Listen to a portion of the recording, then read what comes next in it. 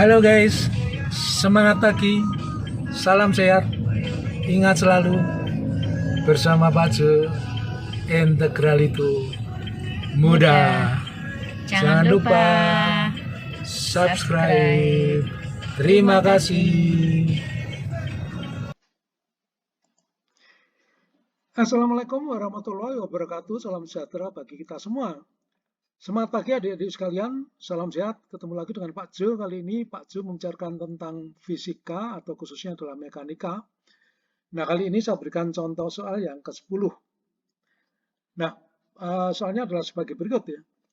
Perhatikan sistem benda seperti pada gambar A berikut. Ini gambarnya. Katrol itu licin, kemudian lantai itu adalah bidang kasar dengan nilai koefisien gesek statis 0,4 dan koefisien gesek kinetik itu 0,2. Kemudian massa ini M1 itu 1 kg, massa M2 3 kg, dan massa M ini 1,6 kg. Percepatan gravitasi itu 10 meter per sekon kuadrat. Nah, kondisi awal dari sistem itu adalah diam. Nah, setelah sistem dilepas, pertanyaannya adalah yang A, apakah sistem benda pada gambar tersebut itu bergerak? Kemudian yang B, berapakah percepatan sistem benda tersebut? Yang C adalah berapakah gaya tegangan tali T1 dan T2?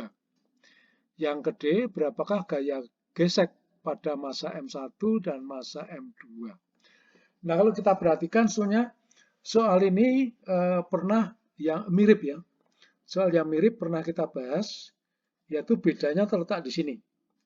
Jadi soal yang pertama dulu adalah massa M ini 2 kg, kemudian yang kedua adalah massa M ini diganti menjadi 1 kg. Nah, kali ini saya ganti lagi menjadi 1,6 kg. Baiklah, adik-adik sekalian, kita bahas bersama-sama. Nah, untuk pertama kali kita asumsikan bahwa sistem benda itu tidak bergerak. Jadi kalau tidak bergerak, maka kondisinya adalah diam atau setimbang. Nah, selanjutnya adalah kita pandang massa M1 dan M2 itu menjadi sebagai satu kesatuan massa. Ini satu kesatuan massa, ini kita gambarkan, yaitu menjadi massanya M besar. Oke. Nah, seterusnya adalah kita gambarkan semua vektor gaya yang bekerja pada massa M ini. Pertama kali adalah berat sendiri, yaitu BW gabungan. Kemudian massa ini, atau ini satu kesatuan massa ini diberi gaya oleh ini, tali. Jadi tali memberikan gaya yaitu tegangan tali T2. Kemudian massa ini, atau ini, berhubungan dengan lantai. Maka lantai memberikan gaya yang pertama adalah gaya normal. Jadi N gabungan. Dan gaya yang kedua adalah gaya gesek. Fs gabungan. Jadi karena kondisinya itu tidak bergerak, maka di sini adalah Fs. Jadi gaya gesek statis. Oke. Nah, selanjutnya kita terapkan hukum pertama Newton, yaitu sigma gaya dalam arah vertikal sama dengan 0. Jadi karena kondisinya adalah setimbang. Nah, gaya-gaya dalam arah vertikal pertama adalah N gap itu ke atas, maka kita anggap positif. Kemudian yang kedua adalah W gabungan. Ini ke bawah, maka kita anggap negatif. Jadi ini sama dengan 0. Nah, berat gabungan, W gabungan itu berarti massa dikalikan percepatan gravitasi. Massanya adalah ini 1 kg, ini 3 kg, berarti massa totalnya adalah 4 kg. Dikalikan percepatan gravitasinya adalah 10. Ini.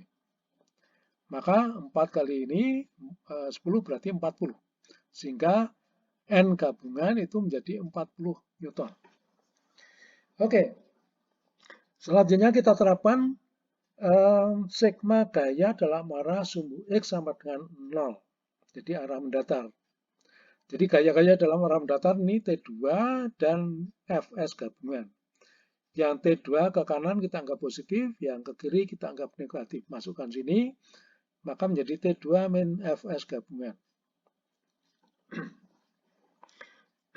Nah, kalau kita urutkan ini, massa M2 ini dihubungkan dengan tali. Kemudian tali melewati katrol. Katrolnya adalah licin. Maka gaya tekanan tali di sini dan di sini itu sama. Sehingga di sini tekanannya adalah T2 sama dengan di sini. Maka nih T2 berarti sama dengan berat dari massa ini. T2 sama dengan berat dari massa yaitu M kalikan G. M-nya itu 1,6 kg, G-nya 10. Maka T2 ketemu 16 Newton. Nah ini kita masukkan ke sini. Maka Fs gabungan itu menjadi 16 Newton. Oke, kalau kita cek gaya gesek statis gabungan maksimum, itu besarnya adalah μs dikalikan gaya normal. Jadi koefisien gesek statis dikalikan gaya normal. Ini 0,4. Ya. Gaya normalnya adalah 40 Newton. Maka perkalian ini menghasilkan 16 Newton. Jadi gaya gesek statis gabungan maksimum itu besarnya adalah 16 Newton.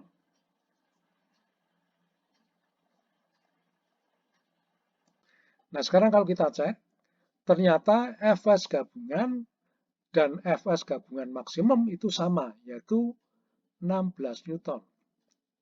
Ya. Nah, ini yang disebut adalah kondisi kritis atau sistem tepat akan bergerak. Tetapi masih kondisinya adalah diam. Jadi masih dalam keadaan setimbang. Maka hukum pertama itu tetap berlaku. Oke. Selanjutnya nih kita tinjau massa M2. Jadi ini adalah kita tahu bahwa sudah dibuktikan bahwa kondisinya adalah tidak bergerak atau sistem benda itu keadaan diam. Maka kondisinya adalah setimbang. Nah sekarang kita gambarkan massa M2 berikut gaya-gaya atau vektor-vektor gaya yang bekerja padanya. Nah pertama kali adalah berat sendiri, W2.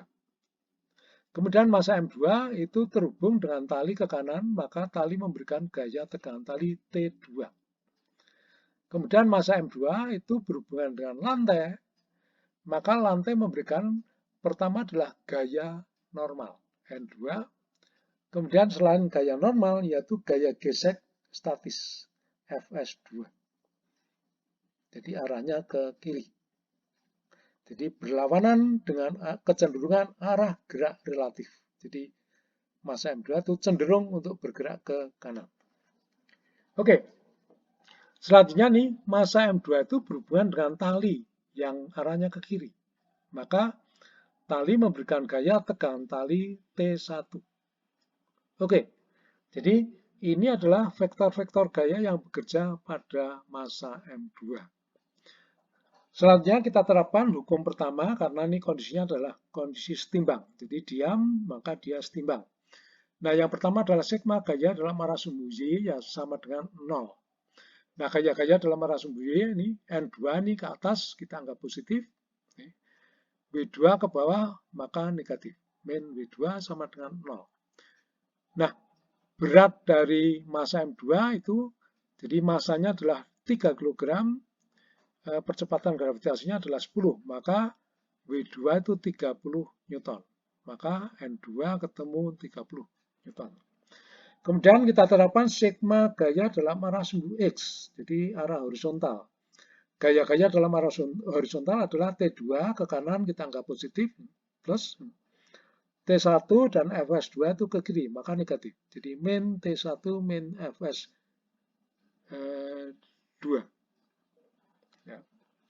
Sama dengan 0. Nah, sekarang kita cek dulu. Gaya gesek statis maksimum untuk massa M2 ini adalah Fs2 max, yaitu koefisien gesek statis dikalikan gaya normal. Ini 0,4, gaya normalnya adalah 30 Newton, maka perkalian ini menghasilkan 12 Newton. Nah, kemudian kita cek apakah T2 ini lebih besar dari gaya gesek statis maksimum. Ternyata ya, T2 sudah dihitung, itu di halaman depan itu ketemu 16 Newton. Sedangkan Fs2 max itu 12 Newton. Maka kesimpulannya adalah T2 lebih besar dari gaya gesek statis maksimum. Artinya apa? Gaya T2 ini pertama kali adalah untuk mengatasi gaya gesek ini dulu. Baru kalau T2 ini besarnya lebih besar dari gaya gesek statis maksimum, baru digunakan untuk mengatasi yang T1. Jadi hal ini kita tahu bahwa saat pemasangan awal, tali di sini adalah pasti kendor. Setelah sistem dilepas, maka kalau di sini ada gaya, nah gaya ini untuk mengatasi gaya gesek dulu. Baru kalau ini tersisa untuk mengatasi gaya tegangan tali di sini. Oke. Nah, maka nih gaya ini, gaya gesek statis ya, untuk masa M2 ini mencapai puncak dulu. Berarti Fs2 ini sama dengan Fs2 max ini. Sehingga persamaan ini itu menghasilkan ini T2 adalah 16 Newton, T1 belum tahu, Fs2 sama dengan Fs max, yaitu sebesar 12 Newton. Sama dengan 0. Maka dari persamaan ini ketemu T1 4 Newton. Oke. Selanjutnya kita tinjau masa M1. Kita gambarkan, kemudian kita gambarkan semua vektor-vektor gaya yang bekerja padanya. Pertama kali adalah berat sendiri, yaitu V1. Kemudian masa ini dihubungkan dengan tali ke kanan. Maka tali memberikan gaya tegangan tali T1. Kemudian masa ini berhubungan dengan lantai. Lantai memberikan gaya, pertama adalah gaya normal, N1. Kemudian selain gaya normal adalah gaya gesek, yaitu Fs1. Oke, jadi ini adalah vektor-vektor gaya yang bekerja pada masa M1. Nah, ini kondisinya adalah diam, maka dia setimbang, sehingga bisa kita terapkan hukum pertama. Sigma gaya dalam arah sumbu Y sama dengan 0. Nah, gaya-gaya dalam arah sumbu Y, N1 ke atas kita anggap positif, di plus, W1 ke bawah maka negatif, min W1. Jadi cuma dua gaya saja, maka ini sama dengan 0. Nah, W1 itu berat massa M1. Masanya adalah 1 kg, G-nya 10. Maka beratnya adalah 1 kalikan 10 atau 10 Newton. Sehingga N1-nya ketemu 10 Newton. Kemudian kita terapkan sigma gaya dalam arah sumbu X sama dengan 0. Nah, gaya-gaya dalam arah sumbu X itu T1 ke kanan kita anggap positif, maka ini plus T1, Fs1 ke kiri negatif, maka minus Fs1 sama dengan 0. Nah, T1 sudah ketemu 4 Newton, maka masukkan sini, sehingga Fs1 ketemu 4 Newton. Nah, sekarang kalau kita cek, gaya statis maksimum untuk massa M1 adalah Fs1 max, yaitu mu S dikalikan gaya normalnya N1. Ini 0,4, ini N1-nya itu 10 Newton. Maka 0,4 dikalikan 10, ketemu 4 Newton. Nah, kalau kita cek ternyata Fs1 dan Fs1 max itu sama, yaitu sebesar 4 Newton. Jadi Fs2 tadi juga adalah sama dengan Fs2 max. Jadi betul ini kondisinya adalah sistemnya. Sistem benda itu kondisinya adalah tepat akan bergerak atau kondisi kritis. Ya. Oke. Nah, dari pertanyaan-pertanyaan itu yang pertanyaan yang A adalah apakah sistem bergerak, itu jawabannya tentu saja tidak ya. Tidak. Jadi kondisinya adalah kondisi kritis ya. kondisi kritis itu masih dalam kondisi diam, ya, diam. Oke, pertanyaan yang kedua atau yang B itu berapa percepatannya? Berarti percepatannya adalah 0. Kemudian pertanyaan yang C adalah ditanyakan gaya tegangan tali. T1-nya 4 Newton, T2-nya 16 Newton.